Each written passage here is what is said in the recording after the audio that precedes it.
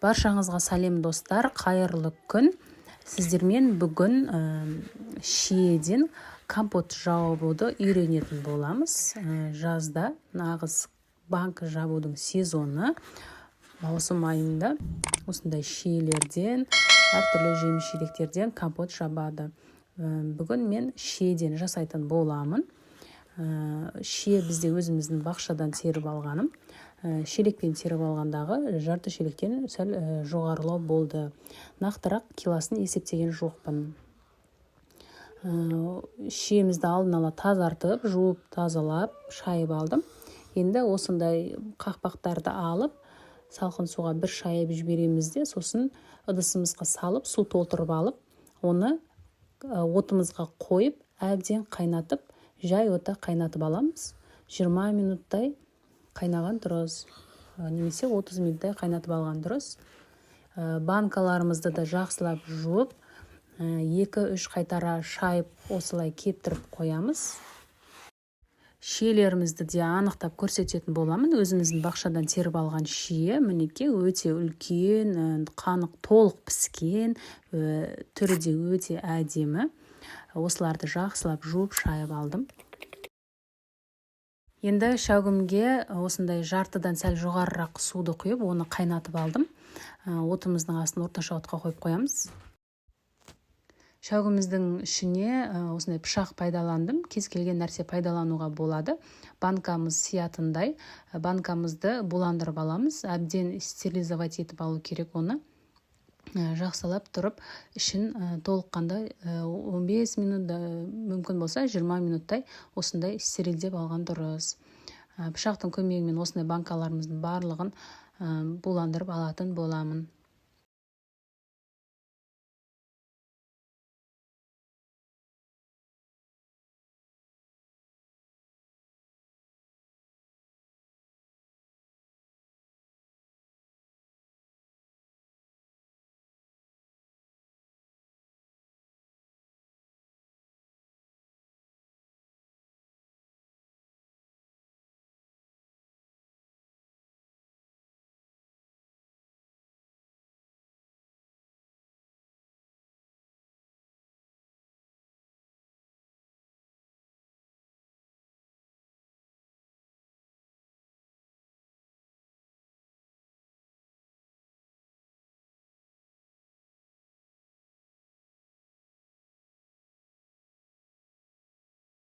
Алдын ала банкаларымызды мен 3 литрден 5 алдым, және 2 литрден 5 алдым, бірақ оның барлығы да жабылған жоқ. Менде небәрі 7 банкаға жабылды. 3 литрліктерді алдын ала осындай етіп буландырып алып, алдын ала дайындап қоятын боламыз. Ұзағынан 20 минут, 25 минут тұрды менде. Енді қақпақтарымызды да әбден қайнатып алып, оның суын сырғытып алып қойып қойдым. Банкаларымызды да барлығын стерилдеп, шетімен осылай бетін жауып қойып жатырмын. Енді тазартылған шиемізді алып, үстінен осындай көз мөлшермен салып отырдым. Дәл видеода көрсетілгенде етіп жасайсыздар. Осындай алақанымен алып, 3-4 алақан 3 литрімізге салдым. Ал егер 2 литрлік болса, 2 алақан немесе 3 алақанмен салсаңыздар да болады. Шиелерімізді осылай банкаларымыздың барлығына салып шықтым. Банкалардың барлығы стерилденген. Алдын ала шиелеріміздің барлығын осылай толық салып шықтым.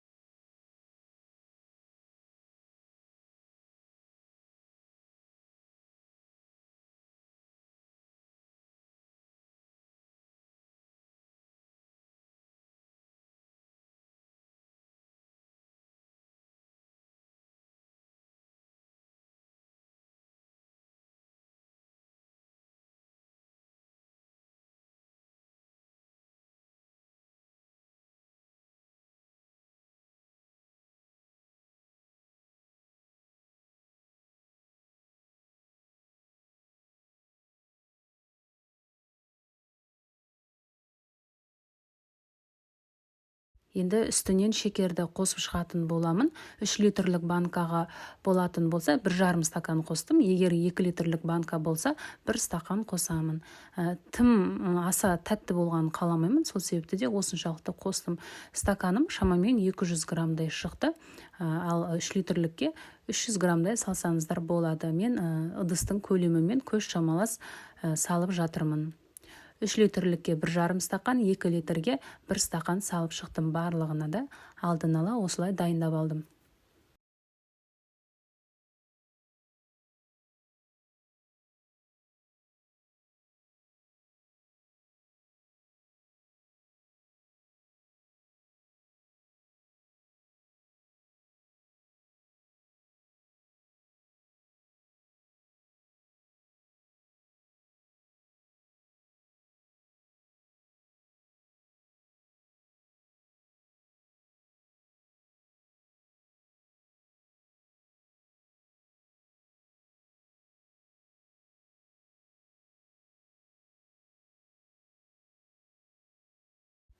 Енді ыдысымызға қайнап тұрған суымызды құямыз. Алдын ала ыдыстарымызға шәугімге суды қайнатып қоямыз.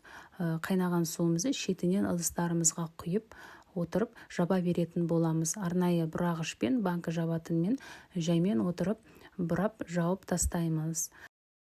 Мен суды бір қайтара ғана құямын. Осындай бір рет құйып, бетін жауып бұрай беретін боламын. Екі қайтара құймаймын. Өйткені шиелерім ыстық суға жарылып кетеді де, одан кейін дәмі кетіп қалатын болады. Сол себепті де бір рет қана құйып осылай жаба беретін боламын. Менің жылдай жасап жүрген осы рецептім. Ешқандай да атылмайды, ешқандай да бұзылмайды. Дәмі өте әдемі болады. Қантын егер көбірек тәтті болсын десеңіздер, көбірек қоссаңыздар болады. Маған осы жеткілікті. Тым тәтті болған қаламаймын, сол себепті де осы қант мөлшермен жасаймын. Жыл сайын осы рецепт бойынша жасаймын мен.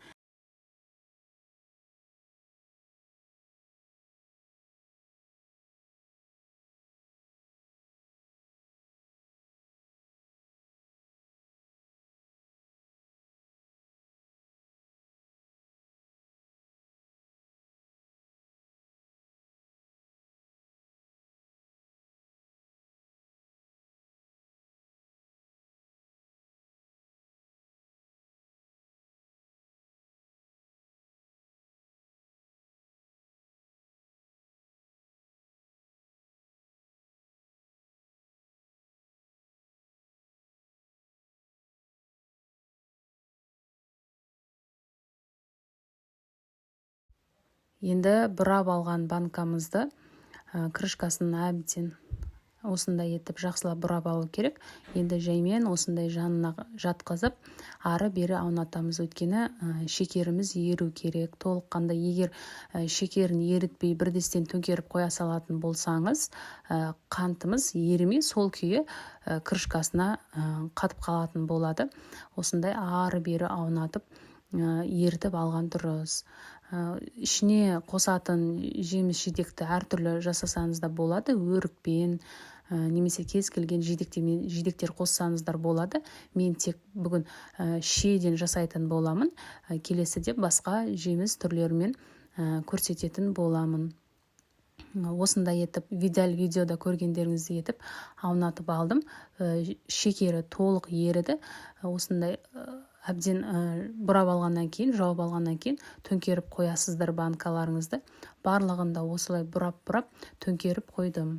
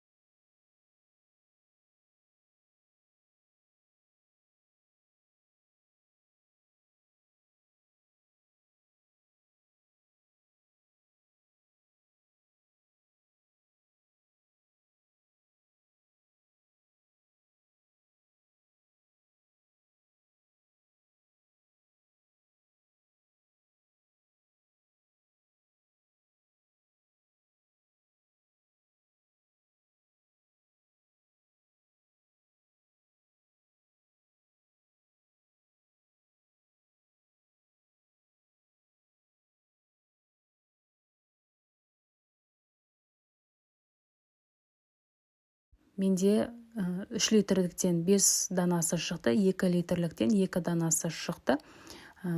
Егер сіздерге видео ұнаған болса, каналға тіркеліп қойыңыз, және де ұнату белгісін басып пікір қалдыруды ұмытпаңыз.